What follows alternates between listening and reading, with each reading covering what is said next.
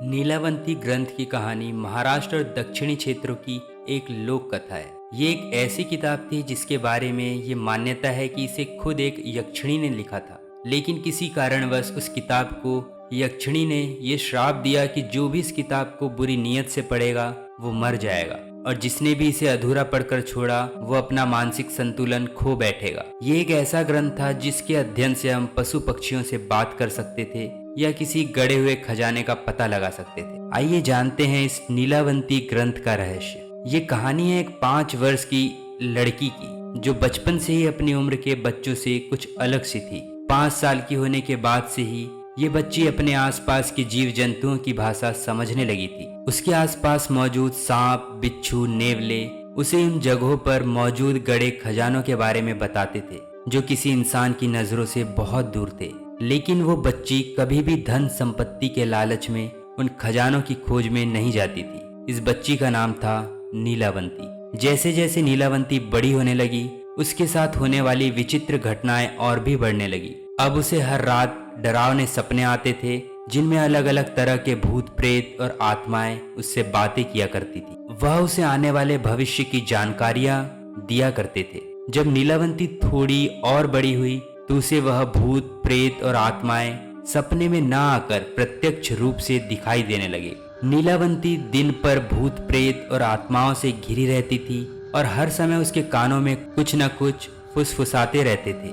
यह नीलावंती के लिए बेहद आम बात थी, लेकिन नीलावंती यह बात जान चुकी थी कि उसमें अन्य लोगों के विपरीत कुछ अजीब शक्तियां हैं। अब नीलावंती 16 वर्ष की एक बेहद खूबसूरत और आकर्षक लड़की दिखाई देने लगी थी और उसके साथ होने वाली घटनाएं भी अब और बढ़ने लगी थी। अब जब भी कोई प्रेत, आत्मा या बेताल नीलावंती को कोई नई विद्या या मंत्र बताते थे तो वो उन सभी चीजों को लिखकर रख लेती थी ताकि वो उन सभी मंत्रों और विद्याओं को याद रख सके। फिर एक दिन नीलावंती को उसके सपने में बताया गया कि वो एक यक्षिणी है और इसी कारण उसे जन्मजात से ये अद्भुत शक्तियां मिली है। वो इस दुनिया की नहीं है और एक श्राप के कारण इस दुनिया में आकर फंस गई है। साथ ही सपने में नीलावंती को यह आदेश मिला कि उसे जल्द से जल्द इस दुनिया से निकलकर अपनी असली दुनिया और अपने असली रूप में आना होगा।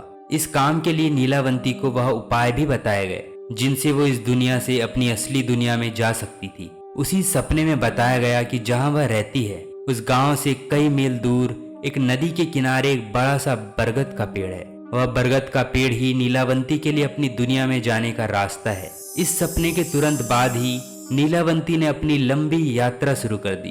कुछ दिनों बाद उसे जंगल के रास्ते में एक व्यक्ति मिला जिसे देख नीलावंती ने उससे मदद मांगी। वह व्यक्ति पेशे से एक व्यापारी था और नीलावंती को देखते ही उसके रूप से मंत्र मुग्ध हो गया था। इस व्यापारी ने नीलावंती के सामने एक शर्त रखी कि वह उससे मदद तो करेगा लेकिन बदले में नीलावंती को उससे शादी करनी होगी। लेकिन बदले में नीलावंती ने भी एक शर्त रखी कि वो उस व्यापारी से शादी तो करेगी और उसके साथ भी रहेगी, लेकिन वो उसके साथ कभी भी कोई रात नहीं बिताएगी और वो रात में कहाँ जाती है ये बात वो उसे कभी नहीं पूछेगा। इसके बाद वो व्यापारी नीलावंती को अपने गांव लेकर पहुंचा। इस जगह से कुछ ही दूरी पर वह बरगद का पेड़ भी था जिसके बारे में नीलावंती को सपने में बताया गया था। अब नीलावंती उस व्यापारी के साथ उसके घर में रहने लगी, लेकिन वो रोज रात को घर से कहीं चली जाती थी। दरअसल नीलावंती रोज रात उस बरगद के पेड़ के नीचे बैठकर वहां मौजूद प्रेत आत्माओं द्वारा सिखाए गए मंत्रों और विद्याओं को अंजाम दिया करती थी, जिनमें तरह तरह के मंत्र और जीवों को बलि देने की क्रिया शामिल थी। नीलावंती इन सभी मंत्रों और क्रिया को अपनी उस किताब में भी लिखा करती थी जिसमें वो बचपन से उसे सिखाई गई सारी विद्याओं के बारे में लिखती थी। एक दिन नीलावंती को फिर एक दिव्य आवाज सुनाई दी कि आज रात नीलावंती को एक जानवर की बलि देनी होगी और उसे पेड़ के पास की नदी में एक लाश मिलेगी जिसकी कमर पर बंधे कपड़ों की गांठों में विशेष धागा मिलेगा जो कि कुछ गोपनीय मंत्रों से अभिमंत्रित होगा और उसकी मदद से नीलावंती आज असली यक्षिणी रूप में आकर अपनी दुनिया में जा सकेगी। नीलावंती उस रात अपनी दुनिया में जाने के लिए पूरी तरह से तैयार थी और रात में अंधेरा होते ही हमेशा की तरह नीलावंती उस पेड़ की तरफ जाने लगी। लेकिन आज उसे वहां जाते वक्त गांव के कुछ लोगों ने देख लिया और नीलावंती का पीछा करने का फैसला किया। वहां पहुंचकर उन लोगों ने नीलावंती को एक जानवर की बलि देते हुए देखा। ये देखकर गांव वाले बेहद क्रोध से भर गए। उन्हें लगा कि नीलावंती कोई डायन या चुड़ैल है। सभी ने नीलावंती को मार देने का फैसला किया, लेकिन उस पर हमला करने से पहले उसके पति को वहां बुलाया गया।